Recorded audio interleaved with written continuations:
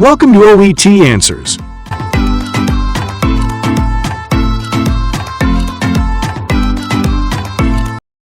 Occupational English Test.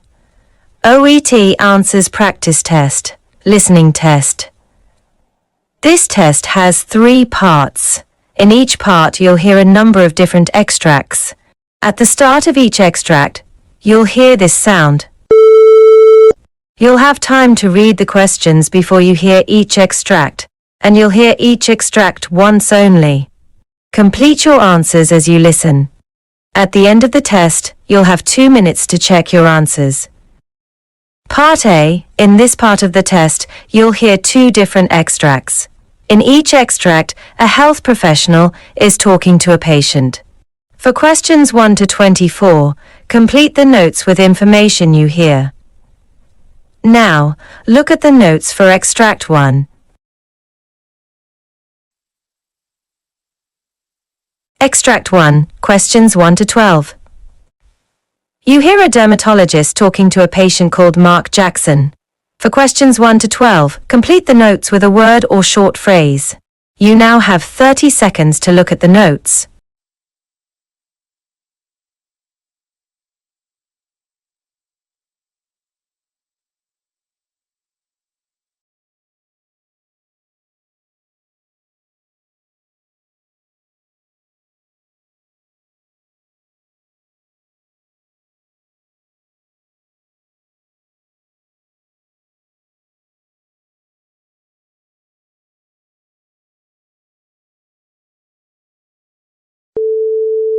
Good afternoon, Mr. Jackson. I'm Dr. Peters. Nice to meet you. Hi, nice to meet you too, Doctor. So, let's get started by discussing the reason for your visit. Could you tell me in your own words what brought you here today? Sure. It's been an ongoing issue for a while now, maybe for the past year or so. My scalp has been really flaky and itchy. At first, I thought it was just dry skin or something, but it's gotten worse. No matter what I try, it doesn't seem to go away. I see. When you say it's gotten worse, can you describe how the symptoms have changed over time? Well, in the beginning, it was just a bit of flaking, but over the last few months, it's become more intense. Now, I'm constantly scratching my scalp because it itches so much, and every time I run my hand through my hair, I see flakes falling. It's embarrassing, especially when I'm at work or out with friends. That must be frustrating. Have you noticed anything else, like redness on your scalp, or any areas where the skin looks irritated? Yes, actually. I've noticed some redness, especially around the hairline and on the back of my head. Sometimes the skin feels kind of sore, like it's irritated from all the scratching. I've tried switching shampoos and even used some over-the-counter treatments, but nothing has really helped. That's a common experience. Dandruff can sometimes be persistent, even with over-the-counter products. Did you notice if certain shampoos made things better or worse? Not really. I've tried a few anti-dandruff shampoos and they might help for a few days, but the flakes always come back. Some shampoos even made my scalp feel more dry and irritated, which I wasn't expecting. It sounds like your scalp may be reacting to certain ingredients. Dandruff can be tricky because it's often not just about dryness. It's usually a mild form of seborrheic dermatitis, which is a condition caused by excess oil production and a type of yeast that naturally lives on the scalp. When the yeast overgrows, it can cause flaking, irritation, and redness. I didn't know that. I always thought dandruff was just from having a dry scalp. That's a common misconception. While dry skin can cause flaking, dandruff is usually more related to oiliness and the yeast I mentioned. The good news is that there are targeted treatments we can use that go beyond regular dandruff shampoos. So, what do you recommend? I'm really hoping to get this under control because it's starting to affect my confidence. Absolutely, I understand. Since the over-the-counter shampoos haven't been working for you, we'll likely need to try a medicated shampoo that contains active ingredients like ketoconazole or selenium sulfide. These ingredients help reduce the yeast on the scalp and control the flaking. I might also prescribe a topical corticosteroid if the redness and irritation are severe to calm the inflammation. That sounds promising. How often would I need to use the medicated shampoo? Typically, you'd use it 2 to 3 times a week, depending on how severe your symptoms are. You'd leave the shampoo on your scalp for about 5 minutes before rinsing it out, to give the medication time to work. On other days, you can use a gentle, non-medicated shampoo that won't irritate your scalp. Okay, I can do that. How long before I start to see results? Most people start to see improvement within a few weeks of regular use, but it's important to keep using the treatment even after the symptoms improve. Dandruff tends to be a chronic condition, so it's about managing it over time rather than curing it completely. Right, that makes sense. I'll stick with it. Is there anything else I should be doing in the meantime, like changes to my diet or lifestyle? Diet and lifestyle changes can help to a degree, especially if you're noticing flare-ups due to stress, or if you're using hair products that might be too harsh. Try to avoid heavily fragranced shampoos or styling products, as they can irritate your scalp. It's also a good idea to minimize stress, as stress can sometimes worsen skin conditions like dandruff. I didn't realize stress could make dandruff worse. I've been under a lot of pressure at work recently, so that might be part of it. It's definitely possible. Stress can disrupt the balance of oils and the immune response in your skin, which may trigger a flare-up. It's always good to manage stress where you can, whether it's through exercise, relaxation techniques, or finding other ways to decompress. I'll try to keep that in mind. It's just been frustrating not being able to control this on my own. I understand.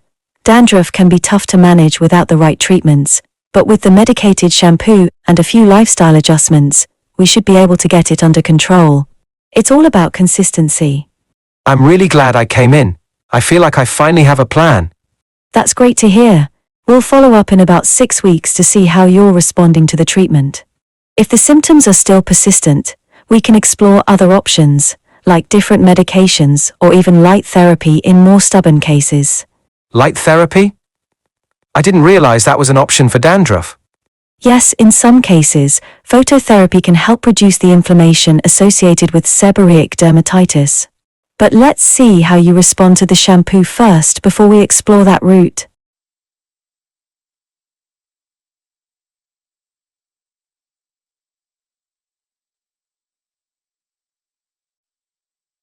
Extract 2, questions 13 to 24. You hear a doctor talking to a patient called Mrs. Wilson. For questions 13 to 24, complete the notes with a word or short phrase. You now have 30 seconds to look at the notes.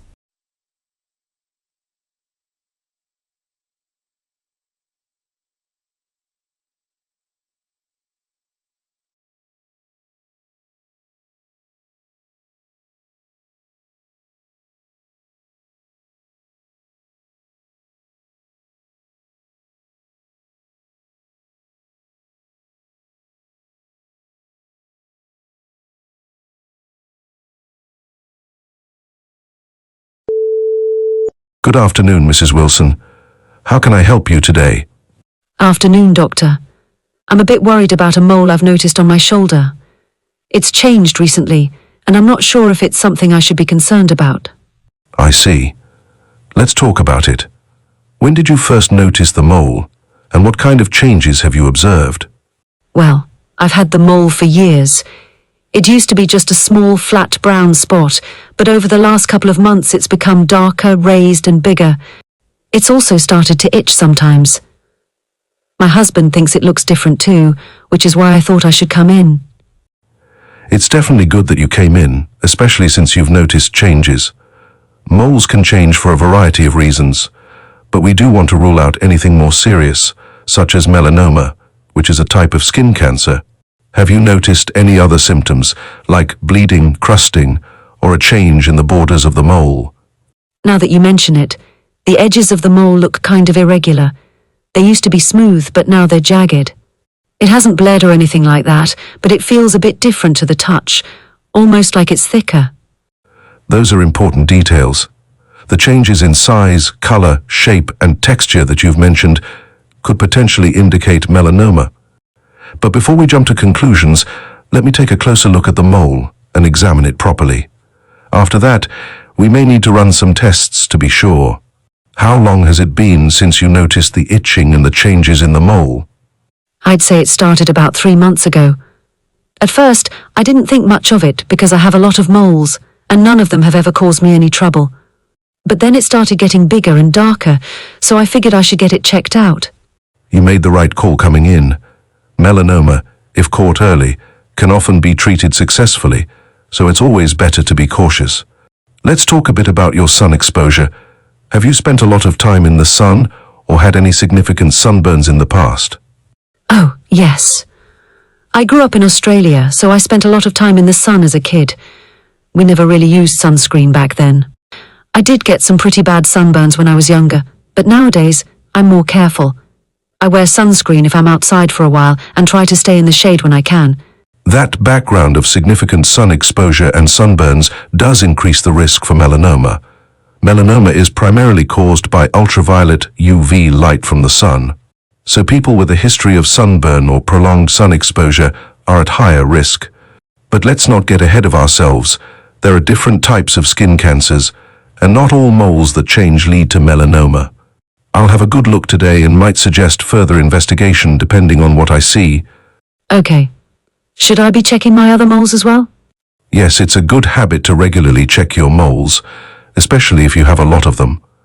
I recommend using what we call the ABCDE rule to monitor changes. A stands for asymmetry, if one half of the mole looks different from the other. B is for border, irregular or jagged edges, like you mentioned. C is for color, if there are multiple colors or the mole is getting darker. D stands for diameter. Any mole larger than a pencil eraser is worth keeping an eye on. And E is for evolving, if the mole changes over time in size, shape, or sensation. It sounds like your mole ticks a few of those boxes, so I'll make sure to check it thoroughly. That's helpful, thanks. Is melanoma hereditary? I ask because my mother had skin cancer, but I don't think it was melanoma. Skin cancer, including melanoma, can have a genetic component. If there's a family history of melanoma or other types of skin cancer, it can increase your risk, but sun exposure is still the primary cause. Even if your mother had a different form of skin cancer, it's worth being vigilant. We'll check the mole today, and if needed, I can refer you to a dermatologist for further testing or a biopsy. I'm starting to get a bit nervous now. What happens if it turns out to be melanoma? It's understandable to feel anxious, but try not to worry too much just yet. If it's melanoma, treatment depends on how early we catch it. Early-stage melanoma is usually treated with surgery to remove the mole and a small area of the surrounding skin. This is often enough to prevent it from spreading. If it's more advanced, additional treatments like immunotherapy, radiation, or targeted therapy may be recommended. But remember, early detection gives the best chance for successful treatment, so you've done the right thing by coming in early. That's reassuring. So, what should I expect next? First, I'll examine the mole, and if it looks concerning, I'll refer you for a biopsy. The biopsy involves taking a small sample of the mole tissue, which will be sent to the lab to determine if it's melanoma. The results usually come back in a week or two. If the biopsy confirms melanoma, we'll move forward with treatment right away. Thank you, Doctor. I feel better knowing we're going to get this checked out. You're welcome, Mrs. Wilson. Let's take care of it.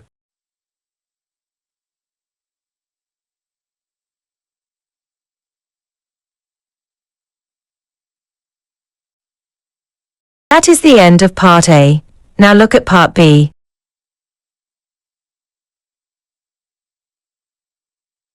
Part B. In this part of the test, you'll hear 6 different extracts. In each extract, you'll hear people talking in a different healthcare setting. For questions 25 to 30, choose the answer A, B, or C, which fits best according to what you hear. You'll have time to read each question before you listen. Complete your answers as you listen. Now look at question 25. You hear 2 colleagues talking about an article. Now read the question.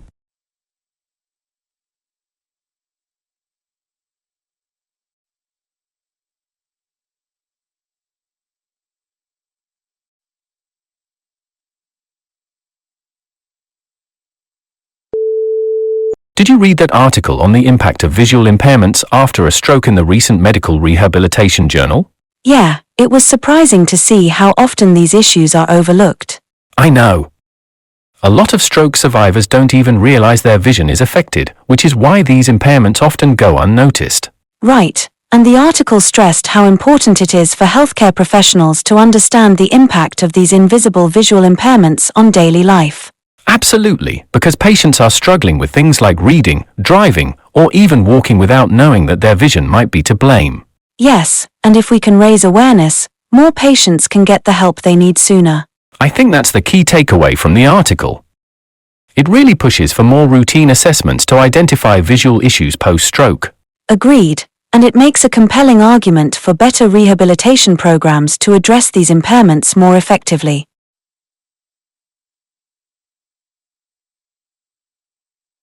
Now look at question 26. You hear a healthcare consultant giving a presentation about a study. Now read the question.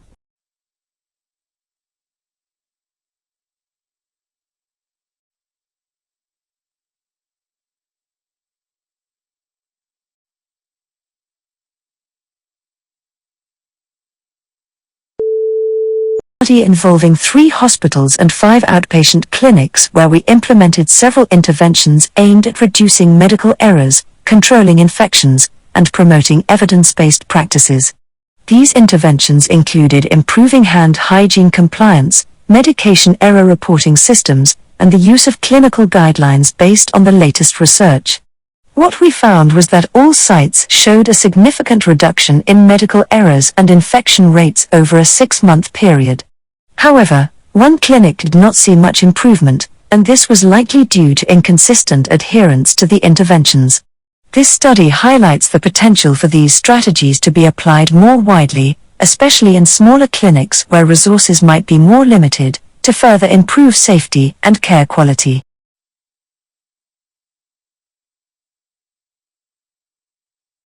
Now look at question 27. You hear a nutritionist speaking to a woman. Now read the question.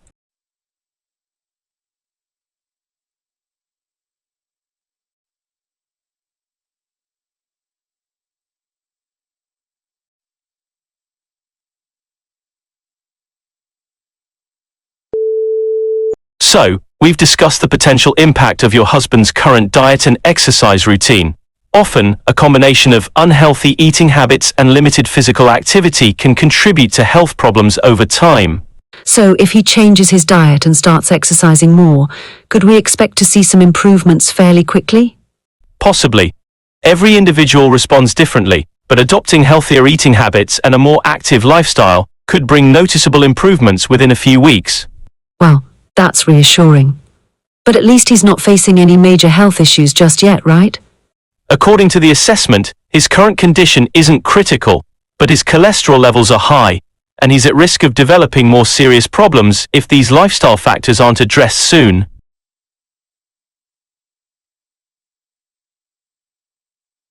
Now look at question 28.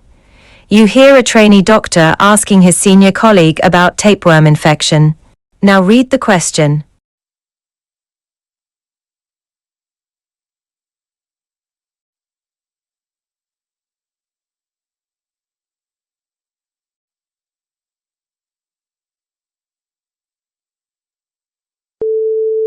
I saw Mr. Lee's test results and it shows he has a 20-foot-long tapeworm. He's mentioned that he frequently consumes undercooked beef, and I was wondering if that could be the cause. Should we assume that's how he got the infection? Yes, it's highly probable. Tapeworms, particularly Tinea saginata, are commonly transmitted through the consumption of undercooked or raw beef. The larvae can survive in contaminated meat, and once ingested, they can develop into full-size tapeworms in the intestines. In Mr. Lee's case, he could have been harboring it for quite some time, as these parasites can go unnoticed for years. So his eating habits are definitely a key factor here. Of course, we should also explore any other potential sources of infection just to be thorough. Got it, that makes sense.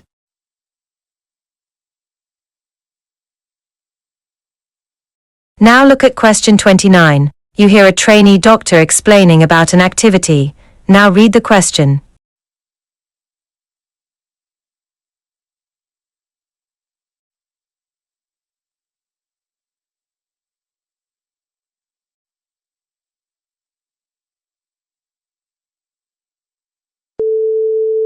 So, what's this new activity we're doing today? It's called case-based debates. We're divided into teams, and each team is given a medical case to review. Then we have to present our case and debate the best treatment options. Oh, I see. So, what's the goal of the game? Well, the idea is to clarify complex medical issues by discussing them in a competitive format. Each team argues for their approach, and we compare it with the other team's strategies. Sounds interesting. Do we get feedback? Yes, the facilitator provides feedback after each debate, helping us understand different perspectives and reinforcing key medical concepts. Great. Let's get started then.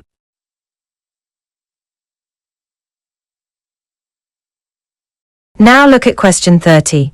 You hear two managers discussing about the workshop. Now read the question.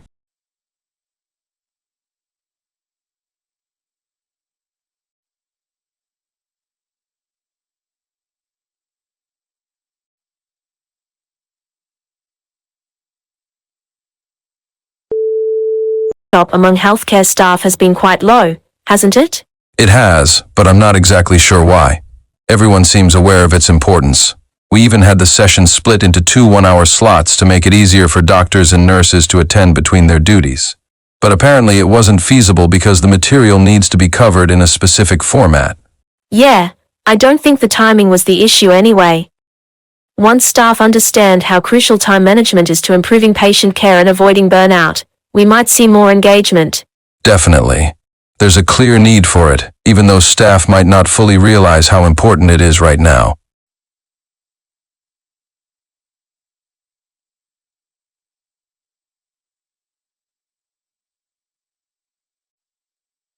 That is the end of Part B. Now look at Part C.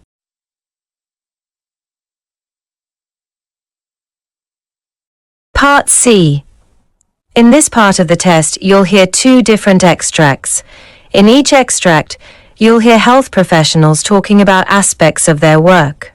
For question 31 to 42, choose the answer A, B, or C, which fits best according to what you hear. Complete your answers as you listen. Extract 1. Questions 31 to 36. You hear a Dr. Caroline Hayes giving a detailed presentation on eating disorders. You now have 90 seconds to read questions.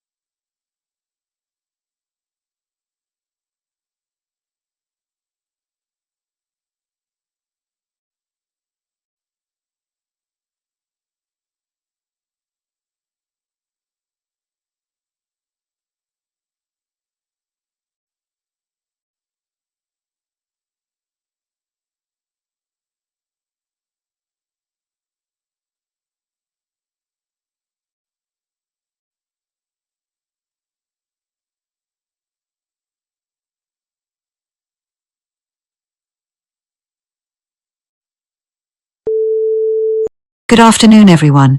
I'm Dr. Caroline Hayes, and today I'll be addressing a topic that often goes unspoken: eating disorders. Eating disorders are complex mental health conditions characterized by unhealthy eating habits and severe concern with body weight or shape. They affect millions of people worldwide, including men, women, and children, yet they remain highly stigmatized and misunderstood. The most common types include anorexia nervosa, bulimia nervosa, and binge eating disorder. But there are many variations, each with its own unique challenges. Despite growing awareness, eating disorders continue to be a significant public health issue. These disorders can lead to severe physical and psychological complications, including malnutrition, cardiovascular problems, and increased risk of depression and anxiety. The treatment and management of eating disorders are challenging, not only because of the deeply rooted psychological factors involved, but also because of the reluctance of individuals to seek help due to fear of judgment or misunderstanding.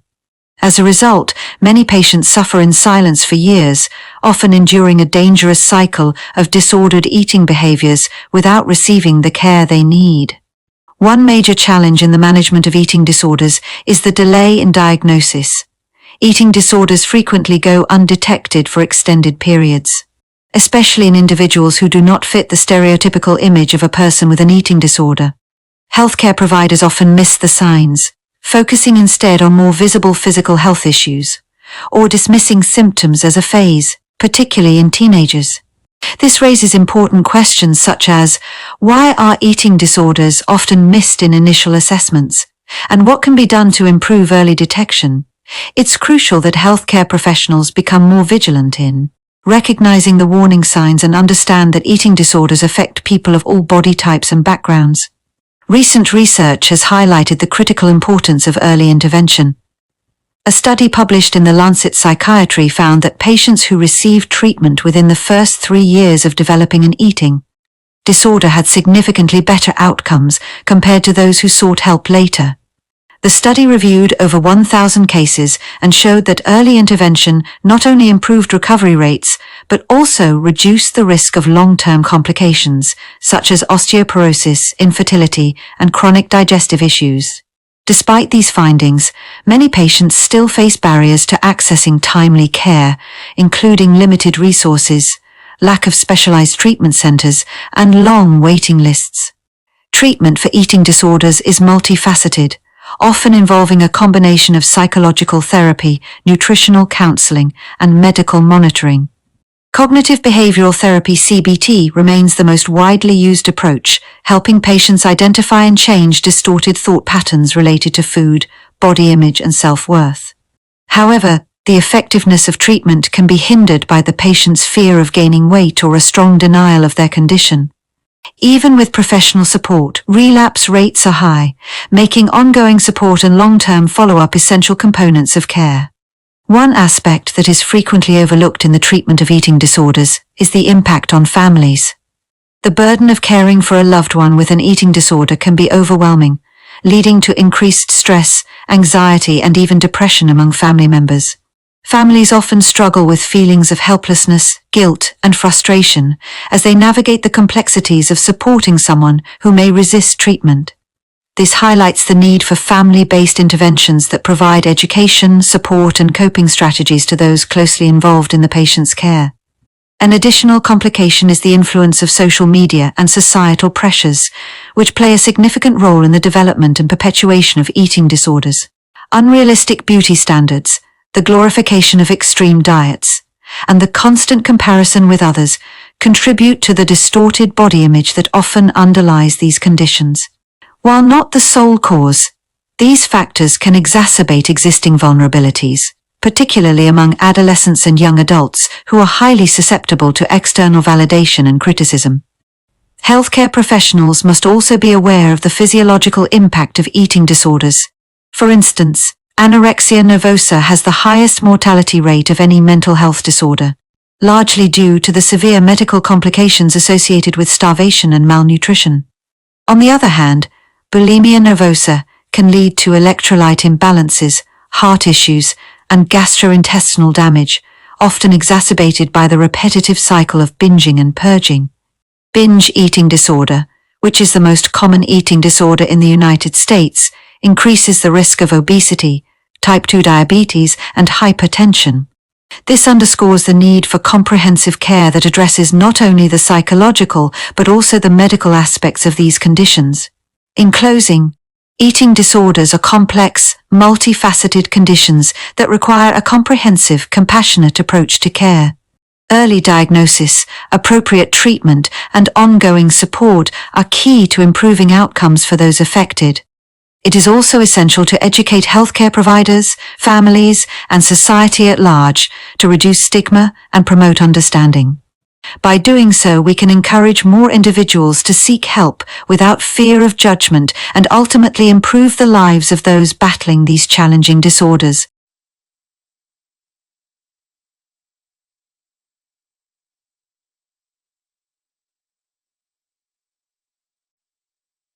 Extract 2. Questions 37 to 42. You hear a conversation between a journalist and Mr. Carlos Lopez discussing bioelectronic medicine. Now, read the questions. You now have 90 seconds to read questions.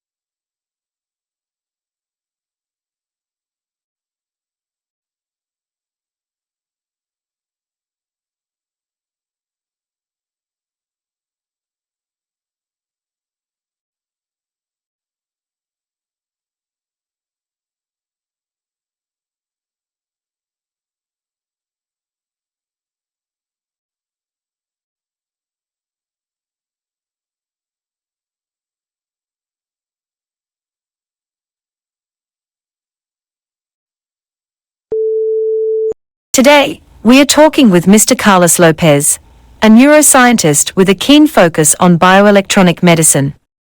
Mr. Lopez, could you explain what bioelectronic medicine is and how it actually works? Certainly. Bioelectronic medicine is a rapidly advancing field that integrates biology, neuroscience, and engineering to create devices that can interact with the body's nervous system. These devices, often implanted in specific areas of the body, work by altering electrical signals between nerves. The aim is to help treat a wide range of conditions, such as persistent pain, autoimmune disorders, and even mental health conditions like anxiety or depression. For example, in chronic inflammatory conditions, there are faulty neural signals that perpetuate the body's immune response.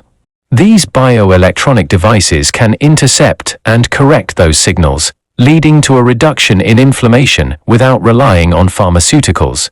The potential is extraordinary because we're treating the root causes of many diseases by working directly with the body's own communication system rather than relying on medications that might have widespread effects.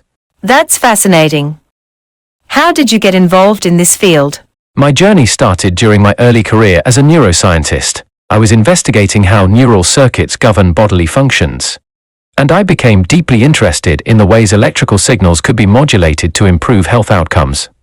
As I delved into this research, I realized that many chronic conditions we currently manage with drugs could potentially be treated by directly targeting nerve signals. Having seen friends and family members struggle with chronic diseases, I was highly motivated to explore bioelectronic medicine as a safer and more effective alternative to traditional therapies. Can you give an example of where bioelectronic medicine has made a big impact? One area where bioelectronic medicine has shown a great deal of promise is in managing chronic pain. A case that comes to mind is a patient named David, who had severe neuropathic pain following a spinal cord injury. Despite numerous treatments, including strong painkillers, he found little relief and struggled with the side effects. We implanted a bioelectronic device to regulate the pain signals from his spinal cord to his brain. Within weeks, his pain significantly decreased, and he regained mobility and independence. For many individuals with chronic pain, conventional methods are either insufficient or come with unwanted side effects. Bioelectronic medicine offers an alternative by addressing the neural pathways that transmit pain directly, providing relief without the need for long-term medication. Are there any challenges or risks with bioelectronic devices? As with any medical technology, there are inherent risks. The most common issues include the possibility of infection at the implant site or mechanical failure of the device. Additionally, some patients might require periodic adjustments or replacements over time, especially as the technology evolves.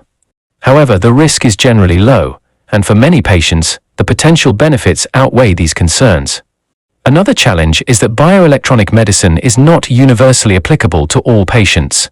We need to carefully select individuals who will respond positively based on their specific conditions and medical history. For example, not everyone is an ideal candidate for device implantation, and we must carefully weigh the risks and benefits for each patient. Do patients express apprehension before opting for this treatment? Absolutely, especially at first. The idea of having an implant that interacts with your nervous system can be intimidating. One of my patients, Sarah, was initially very skeptical about the whole concept, particularly the idea of introducing foreign hardware into her body. She was concerned about potential long-term effects and whether the device would actually work. But after thoroughly discussing how it might alleviate her chronic pain and allow her to reclaim her life, she decided to proceed with the procedure. Now, she often tells me it's the best choice she's ever made. The key is giving patients all the information they need and addressing their fears honestly. Finally, what does the future hold for bioelectronic medicine?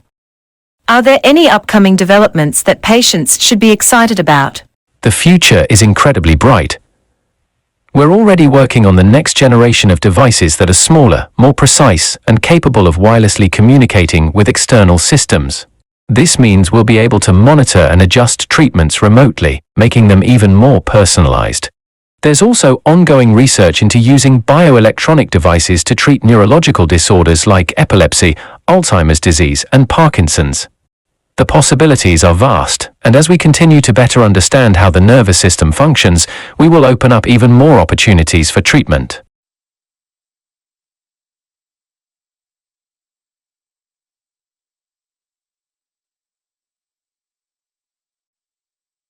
That is the end of Part C.